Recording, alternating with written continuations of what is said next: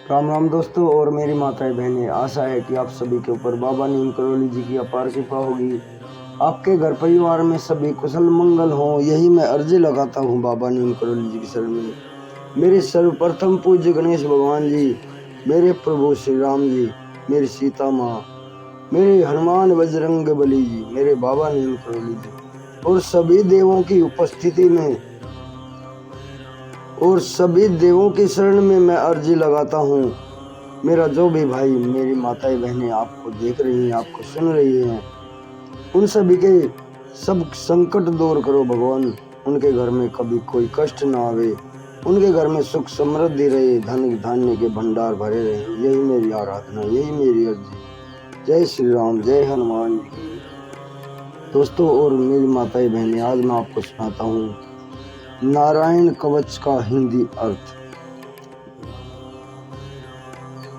शुरू करते हैं नारायण कवच का हिंदी पाठ। नारायण कवच का पाठ हिंदी में। श्रीमद् भागवत महापुराण के छठे स्कंद के 8वें अध्याय में श्री नारायण कवच का उल्लेख मिलता है।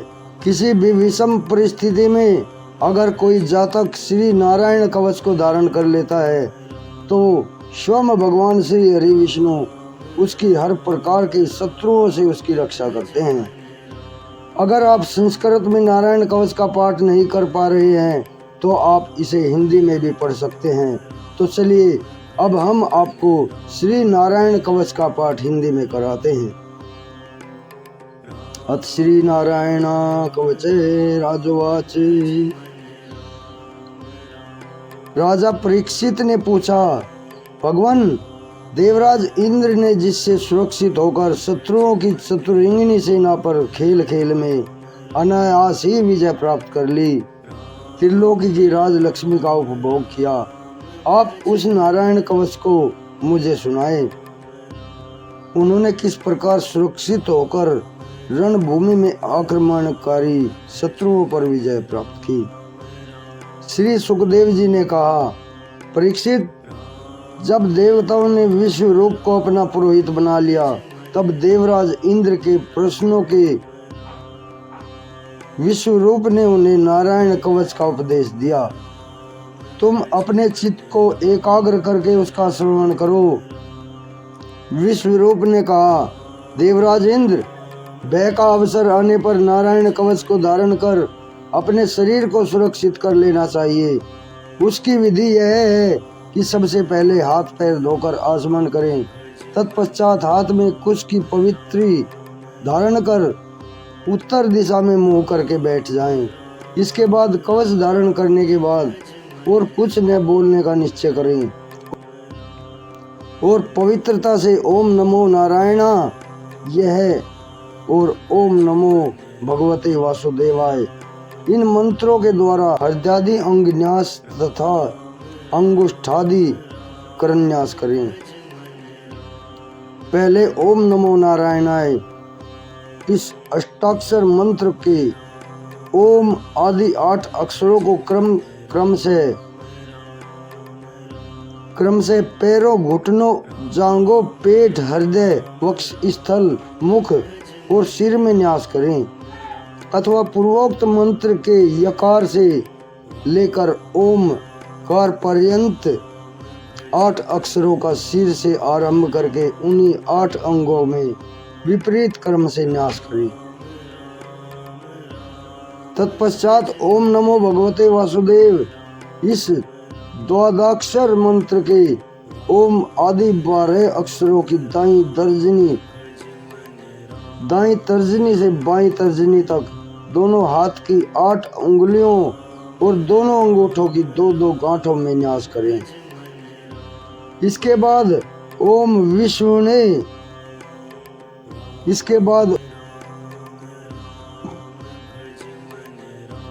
विष्णवे नमः इस मंत्र के पहले अक्षर ओम का हृदय में, वी का ब्रह्मरंध्र में, से का दोनों भौहों के बीच में और अण का शिखा में और वे का दोनों आंखों में और न का शरीर की सब जोड़ों में न्यास करें।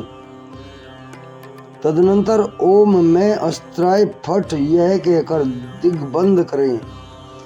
इस प्रकार न्यास करने की विधि को जानने वाला व्यक्ति मंत्र के स्वरूप हो जाता है। तत्पश्चात अपनी समस्त 6 शक्तियों ऐश्वर्य, लक्ष्मी, धर्म, यश, ज्ञान और वैराग्य से परिपूर्ण अपने इष्ट देव का ध्यान करें और अपने को भी तद्रूप ही चिंतन करें। इसके बाद ही विद्या, तेज और तप के स्वरूप इस कवच का पाठ करें। भगवान श्री हरि गरुड़ जी के पीठ पर अपने चरण कमल रखे हुए हैं, जिनकी 8 सिद्धियां अणिमा, महिमा, गरिमा, लधिमा, प्राप्ति, प्राक्राम्य, ईशित्व और वशित्व सेवा कर रही हैं, तथा जो अपने 8 हाथों शंख, चक्र, ढाल, तलवार, गदा, बाण, धनुष और पाश धारण किए हुए हैं, वे ओमकार स्वरूप प्रभु सब प्रकार से मेरी रक्षा करें। मत्स्य मूर्ति भगवान जल के भीतर जल जंतु रूपी वरुणापास में मेरी रक्षा करें। माया से ब्रह्मचारी का रूप धारण करने वाले वामन भगवान स्थल पर और विश्व रूप श्री त्रिविक्रम भगवान आकाश में मेरी रक्षा करें। जिनके भयंकर अट्टहास करने पर सभी दिशाएं गुंजायमान हो जाती हैं और दैत्यों के गर्भवती पत्नियों के गर्भ गिर जाते हैं, वे दैत्य पतियों के शत्रु भगवान नरसिंह किले, वन, युद्ध स्थल आदि विषम स्थानों में मेरी रक्षा करें। अपनी दाढ़ों पर पृथ्वी को धारण करने वाले यज्ञ मूर्ति वराह भगवान मार्ग में, परशुराम भगवान पर्वतों के शिखरों पर तथा श्री लक्ष्मण और भरत के बड़े भाई भगवान श्री रामचंद्र जी प्रवास के समय मेरी रक्षा करें। भगवान नारायण मारण, मोहन आदि भयंकर अभिचारों और सब प्रकार के प्रमादों से मेरी रक्षा करें। ऋषि श्रेष्ठ नर गर्भ से योगेश्वर भगवान दत्तात्रेय, योग के विघ्नों से त्रिगुणानिधिपति भगवान कपिल कर्म बंधों से मेरी रक्षा करें।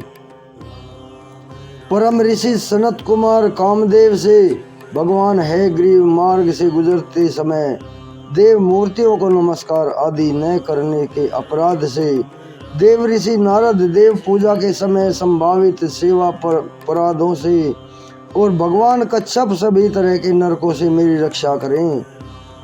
भगवान धन्वंतरी कुपथ्य अर्थात स्वास्थ्य को हानि पहुंचाने वाले आहार से, जितेंद्रिय भगवान ऋषभ देव सुख दुख आदि भयानक द्वंद्वों से, यज्ञ भगवान लोकापवाद से, भगवान बलराम मनुष्यों के द्वारा दिए गए कष्टों से और श्री शेष जी क्रोधवश नामक सर्पों से और गण से मेरी रक्षा करें। महर्षि वेद व्यास जी अज्ञान से तथा बुद्ध देव पाखंडियों के द्वारा फैलाए गए प्रमाद से मेरी रक्षा करें। महर्षि वेद व्यास जी अज्ञान से तथा बुद्ध देव पाखंडियों द्वारा फैलाए गए प्रमाद से मेरी रक्षा करें। धर्म की रक्षा हेतु महान अवतार धारण करने वाले भगवान कल की पाप बहुल कलयुग के दोषों से मेरी रक्षा करें। प्रातःकाल भगवान केशव अपनी गदा से दिन के दूसरे भाग चढ़ जाने पर भगवान गोविंद अपनी बांसुरी लेकर दिन के तीसरे भाग दोपहर के पहले भगवान नारायण अपनी तीक्ष्ण शक्ति लेकर तथा दिन के चौथे भाग मध्यकाल को भगवान विष्णु चक्रराज सुदर्शन लेकर मेरी रक्षा करें। दिन के 5वें भाग अपराह्न काल में अपना प्रचंड धनुष लेकर भगवान मधुसूदन मेरी रक्षा करें। 6ठे भाग सायकाल में ब्रह्मा आदि त्रिमूर्तिधारी माधव रात के समय 6 भागों में प्रथम भाग प्रदोष काल में हरिकेश और रात के दूसरे भाग अर्धरात्रि के पूर्व तथा अर्धरात्रि के समय अकेले भगवान पद्मनाभ मेरी रक्षा करें। रात्रि के चौथे भाग पिछले प्रहर में श्री वत्सल लांछन श्री हरि। रात में 5वें भाग उषा काल में खड्गधारी भगवान जनार्दन। रात के 6ठे भाग सूर्योदय से पूर्व श्री दामोदर और संपूर्ण संध्याओं में काल मूर्ति भगवान विश्वेश्वरी मेरी रक्षा करें। हे सुदर्शन, आपका आकार चक्र की तरह है, आपके किनारे का भाग प्रलयकालीन है, अग्नि की तरह अति तीव्र है।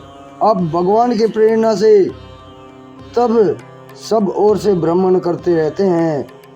जैसे आग वायु की सहायता से सूखे घास को फूंक डालती है, जला डालती है, वैसे ही आप हमारी शत्रु सेना को शीघ्र से शीघ्र जला दीजिए। हे कोमोद की गदा, आपसे छूटने वाली चिंगारियों का स्पर्श वज्र के समान असहाय है। हे भगवान अंजित की प्रिय, मैं आपका सेवक हूँ, इसलिए आप कूष्मांड विनायक यक्ष राक्षस भूत आदि प्रेत आदि ग्रहों को अभी कुचल डालिए और मेरे शत्रुओं को चूर चूर कर दीजिए। हे संश्रेष्ठ, आप भगवान श्री कृष्ण के फूंकने मात्र से भयानक नाद करके मेरे शत्रुओं का दिल दहला दीजिए एवं यातुधान प्रथम प्रेत मात्र का पिशाच तथा ब्रह्म राक्षस आदि भयंकर प्राणियों को यहाँ से शीघ्र दूर कीजिए। हे भगवान की खड्ग श्रेष्ठ नंदक, आपकी धार बहुत तीक्ष्ण है, आप ईश्वर की प्रेरणा से मेरे शत्रुओं को छिन्न भिन्न कर दीजिए। भगवान की प्यारी ढाल, आप में सैकड़ों चंद्राकार मंडल हैं, आप पाप की दृष्टि रखने वाले मेरे शत्रुओं के नेत्रों को बंद कर उन्हें सदा के लिए अंधा बना दीजिए। ग्रहों, धूमकेतु आदि केतुओं, दुष्ट मनुष्यों, सरीसृप जीवों, दाढ़ों वाले हिंसक पशुओं, भूत प्रेतों तथा पापी प्राणियों से हमें जो भय हो और जो हमारे शुभ के विरोधी हों, वे सभी भगवान के नाम रूप तथा आयुधों का कीर्तन करने से तत्काल नष्ट हो जाएं। बृहद रथंतर आदि सामवेद के स्त्रोतों से जिनकी स्तुति की जाती है, वे वेद मूर्ति भगवान गरुड़ और विश्वक्सेन जी अपने नाम के उच्चारण मात्र के प्रभाव से हमें सब प्रकार की विपत्तियों से रक्षा करें। श्री हरि के नाम, रूप, वाहन, आयुध और श्रेष्ठ पार्षद हमारी बुद्धि, इंद्रिय, मन और प्राणों की और सब तरह की विपत्तियों से रक्षा करें। जितना भी कार्य अथवा कारण रूप जगत है, वह वास्तव में भगवान ही है। इस सत्य के प्रभाव से हमारे सारे पाप नष्ट हो जाएं। ब्रह्मा और आत्मा की एकता का अनुभव जो लोग कर चुके हैं, उनकी दृष्टि में ईश्वर का स्वरूप समस्त विकल्पों और भेदों से रहित है। फिर भी जो अपनी माया शक्ति के द्वारा भूषण, आयुध और रूप नामक शक्तियों को धारण करते हैं, यह बात निश्चित ही सत्य है। अतः सर्वज्ञ सर्वव्यापक भगवान श्री हरि सदा सर्वत्र अपने सभी स्वरूपों से हमारी रक्षा करें। जो अपने भयंकर अट्टहास से सब लोगों को भय से समाप्त कर देते हैं, जो अपने भयंकर अट्टहास से सब लोगों के भय को समाप्त कर देते हैं और अपने तेज से सबके तेज का ग्रास कर लेते हैं, वे भगवान नरसिंह दिशा विदिशा में नीचे ऊपर बाहर भीतर सब ओर हमारी रक्षा करें। देवराज इंद्र, मैंने तुम्हें नारायण कवच सुना दिया, अब तुम इस कवच से अपने को सुरक्षित कर लो। बस फिर तुम अनायास ही सब दैत्यपतियों को जीत लोगे। इस नारायण कवच को धारण करने वाला पुरुष जिस किसी को भी अपनी आंखों से देख भी लेता है या पैरों से छू भी देता है, वह तत्काल ही समस्त भयों से मुक्त हो जाता है। इस वैष्णवी विद्या को धारण कर लेने वाले को राजा, डाकू, प्रेत, पिशाच, बाघ आदि हिंसक जीवों से कभी किसी प्रकार का भय नहीं होता। देवराज, पुरातन काल की बात है, एक कौशिक गोत्र के ब्राह्मण ने इस विद्या को धारण करके योग धारणा से अपना शरीर मरुभूमि में त्याग दिया था। जिस स्थान पर उस ब्राह्मण का मृत शरीर पड़ा था, उसके ऊपर एक दिन गंधर्वराज चित्ररथ अपनी स्त्रियों के साथ विमान पर बैठकर निकले।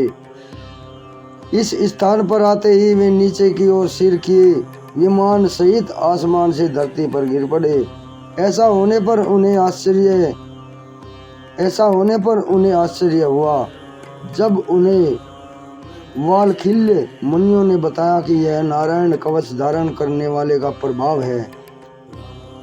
तब वालखिल्य मुनियों ने उसने बताया कि यह नारायण कवच धारण करने वाले का प्रभाव है। तब उन्होंने उस ब्राह्मण देवता की हड्डियों को ले जाकर पूर्व वाहिनी सरस्वती नदी में प्रवाहित कर दिया और फिर स्नान करके अपने लोक को गए। श्री सुखदेव जी कहते हैं, परीक्षित, जो भी मनुष्य इस नारायण कवच को समय पर